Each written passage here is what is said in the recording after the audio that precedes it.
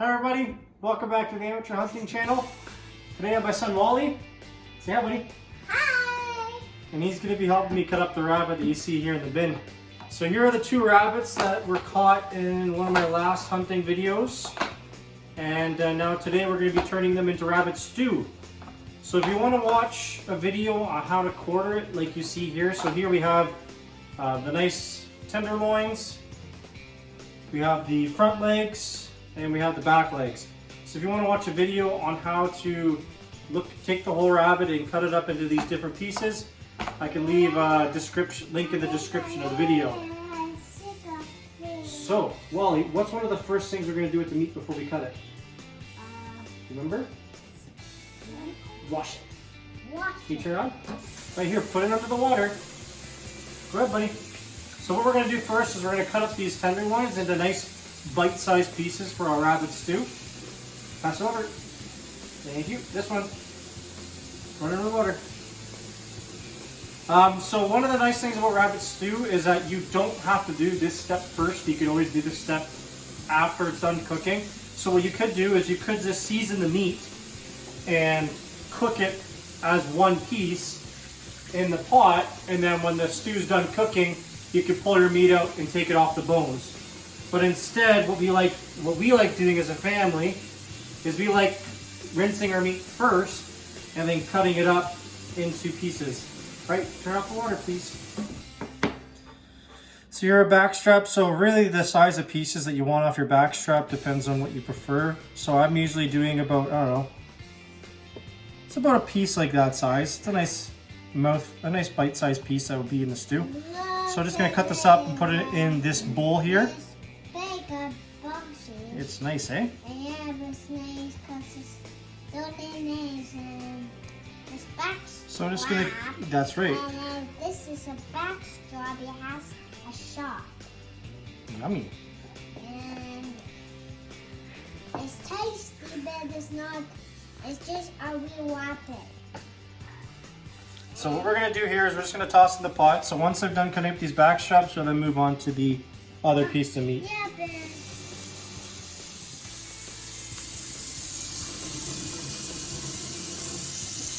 That's good, buddy. That's good. You can turn it off now and pass it back. Thank you. This will, Wally, we can't see the shot with the rabbit. We clearly shot the rabbit because it's not on the back leg. When you're trying to cut up the back legs, you can see there's kind of a line where all the muscles are. The easiest way is to cut down where the knuckle is here. So go straight down to the bone. And then what you can do is there's a little tendon there. Cut that as well. And we can pop this bone out.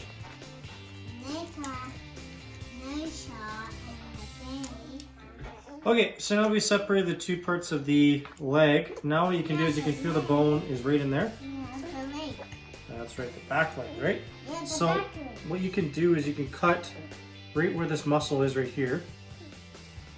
And usually what's nice is when you make that cut, because the muscles all stay together, you could pretty well just pull the meat almost apart. You can actually see the meat where the bone is right there. So that's the nice thing about the muscles, is that the muscles usually almost all stay together. Just like that. So now that we can see the bone, we can cut it out. Oh, the bone is just the mold bone. It's the K, the weapon. We cut all the weapon. Yeah, Daddy, we've got. When did I get this rabbit, buddy? Do you remember? You got all of it. When? When did I get it? All of it. You got all. There you go. And then what's nice is because we're doing a rabbit stew, you can cut off these little pieces here at the end.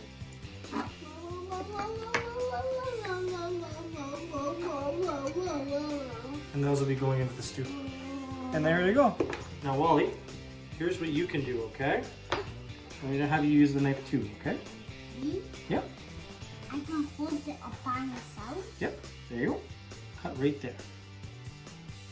No, right here. Go back and forth. There you go. See? Now wait. Just wait. So there's one muscle. Yeah, I can. Okay. And now you can kind of see where the other, there's a, you can almost see a line right there where another muscle is. So I want you to cut just in there. I can do it. I know, I'm helping you, buddy. I don't need help. Yes, you do. Oh. Because you're only 3 years old, buddy. Okay, there you go. There's that piece. There's that piece. No, please don't. Okay. So there's the three kind of, well, sorry, I should say 4 muscle groups there. I'm just going to rip this top part off and pop and pull it. So you have pretty well like 4, I mean it looks like this one can be kind of cut up into another piece, but you got pretty well 4 different muscles there. You can cut those into your bite-sized pieces. And here is the other part of the leg. Can I have the knife back please so I can get off the bone? Thank you. So to get off the bone again, basically you can almost pull it off. Now the problem is with the meat is that you don't want, just 1 second Wally, I'll give you it in a second. You can see with the meat here how there's that one tendon, you want to cut that off. And you want to try and cut off the silver skin on the back here. So one of the easiest ways to do that, grab a hold of the tendon, Wally, move your fingers. And just basically what you're going to do is you're going to pull on that tendon and slide your knife. And there you go, that's garbage. And now you have pretty well the pure meat. Which again is not very much, but you can almost do that for every single muscle on the back of this other part of the leg. So here's all our rabbit. Cut up into nice bite-sized pieces. So now another bowl, what we're gonna do is we're gonna add some flour to coat these in. So what we're gonna do is we're gonna coat the pieces of rabbit in some flour and seasoning. Fry them up a little bit, get them a little brown, and then continue the rest of the stew. So here we just have a little bit of flour. So what I like to do for spices is I like to add a little bit of onion powder into the mix. A little bit of garlic powder.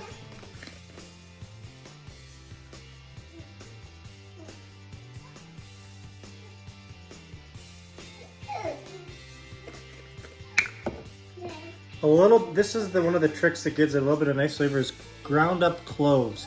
Now the stuff about cloves is it's extremely strong, so you do not need to add too much. A little bit of cloves goes a really long way in this dish. A little bit of smoked paprika, or not really smoked paprika, but just a bit of paprika here.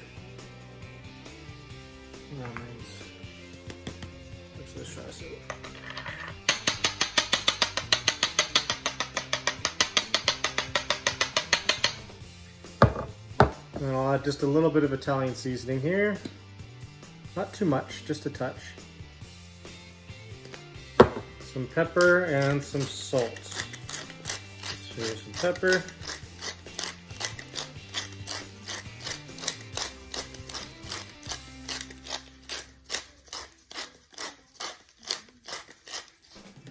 In case any of you were wondering why I'm wearing a blue glove, I unfortunately hurt my finger helping a friend of mine move to a new place today. So just to avoid all the contamination and constant hand washing, I decided to wear a glove just to keep it a bit protected.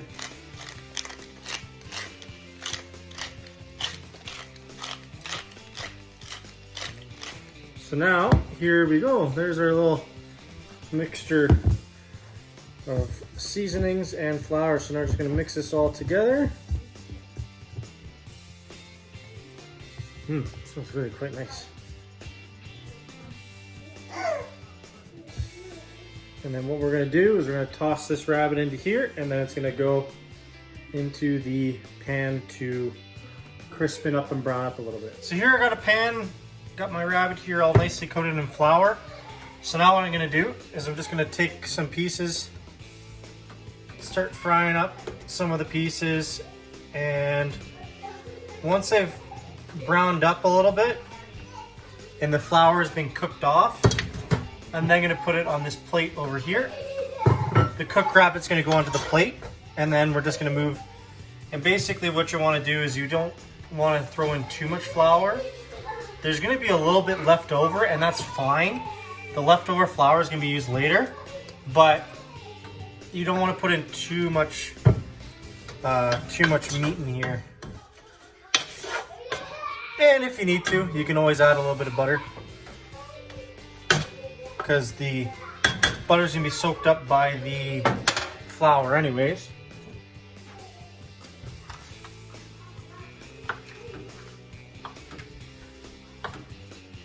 Add a little bit more butter in there. There you go. Okay, so I'm pretty much done browning. There's just a few pieces of rabbit here, but again, the main goal here is you're trying to brown the meat a little bit and really cook off that flour taste, because you don't want to be having raw flour. The other thing too is there's our nice beautiful meat. And there's our excess flour. So this right here, what you're going to do is you're going to be using this flour as a bit of a thickener later on in the step when you start adding the stock to the stew. You're going to use the flour that was used for the meat there to help thicken up the stock of our stew. And now we're going to start adding in our vegetables and start frying those up. So here I have 2 carrots that I've chopped up.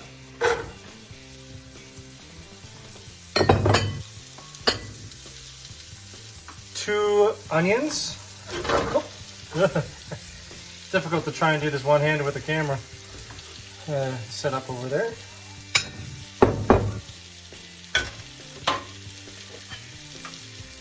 Cut up celery.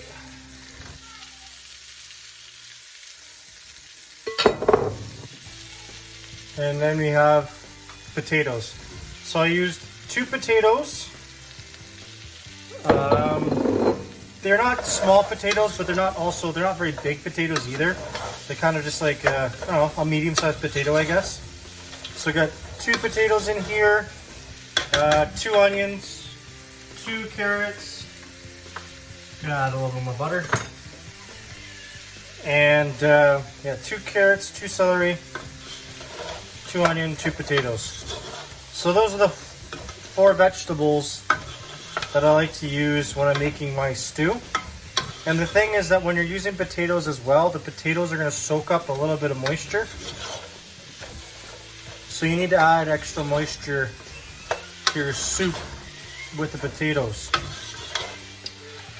Now that the vegetables have had a chance to brown up just a little bit, not a lot, we also have to add in, I got 3 cloves of garlic here as well to add in. So I'm just gonna crush up these 3 cloves here, and that's gonna be added into our stew as well. Because as much as I like using the garlic powder, it's always nice having fresh garlic in with the dish as well. So now we got all of our fresh vegetable ingredients now having a chance to brown up. I'm going to give these vegetables another couple minutes here while they fry up.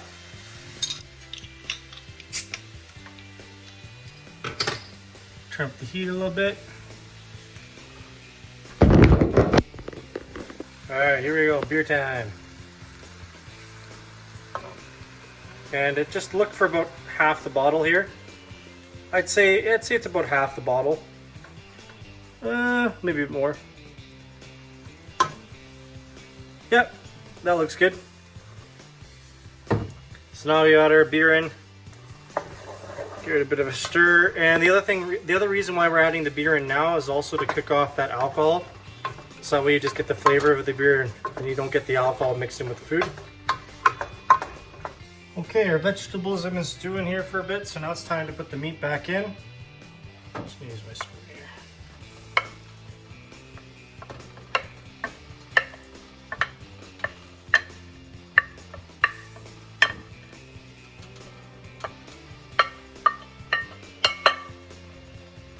Okay, there's our rabbit. I'm just going to mix these eyes all together. And the beer is already being soaked up into the potatoes. potatoes and it's being cooked off. So now it's time to add in our stock. So over here, this pot, in this little measuring cup here, which actually is a 2-liter measuring cup. This is homemade rabbit stock. So I made this using the carcasses of the rabbit quite a while back, and I froze it and I kept it in the freezer. So I just thawed it out. So if you don't have any rabbit stock on hand, that's perfectly fine. I mean, I don't expect everybody to have rabbit stock ready available, but it's always nice to teach that when you're making rabbit stew, you can literally use every single piece of that rabbit. So you can use the meat and put it in the stew, and then you can use the carcass to make your own stock, and that way it comes full circle. So what we're going to do now is we're going to slowly pour in our stock. And if you don't have rabbit stock, you can always substitute it with chicken stock. Chicken stock works really nicely. I personally would not do beef. Beef is just not the same flavor. So I would keep it as chicken stock. That way it matches a lot nicer. So now we're just going to mix this all together. And basically what's going to happen is the flour that was on the meat to begin with is going to start thickening up our sauce naturally. So we don't need to add any flour just yet, as there already is flour mixed in. So what you're going to do is you're going to add the stock in slowly, and as the stock gets absorbed into the potatoes and as it starts to thicken up, you're going to slowly add a bit more and a bit more, and I'll show you what it looks like when you've added as much stock as you need for your stew. Once you get this stew at a level that you like it, where it's nice and thick, not too runny, not too thick, and it's to the consistency that you like, that's when you're going to put the lid on and stir it every few minutes and let it stew for about 1 hour, maybe 2 hours. And you can always add more stock along the way as you let it stew. But I can tell you that the longer you let this stew, the better the flavors are going to be. So for this recipe, I'd recommend aiming for that nice 1.5 hour, 2 hour mark. But in a pinch, 1 hour of stewing is just fine. Okay, everyone. Stew's been sitting on the stove now. It's been probably 1.5 hours by now, I'd say. And it is now all done. The only thing that I changed that was not recorded was just adding salt. I mean, salt is one of those things that it's all personal taste. So when you're all done stewing it at the end, give it a taste. See if it needs any extra seasoning, like salt, pepper, anything like that, to your heart's content. And I'm going to serve myself up a bowl and have this for dinner. So as you can see, it's a pretty simple recipe all in all. It's not too complicated. It's just a matter of breaking down your meat, putting it into some flour, frying it up in some butter, frying up your, setting it aside, frying up some vegetables in some butter. Once the vegetables are done, you add in some beer, cook it off, toss your meat back in, and then slowly add in your stock and possibly a little bit of flour until you get the stew-like consistency that you enjoy. So hope you enjoyed this little video that I've shown you guys making some rabbit stew. And like always, be safe if you ever go out hunting, and stay tuned to the channel for more recipes including rabbits, and I'll see you guys later. Bye-bye.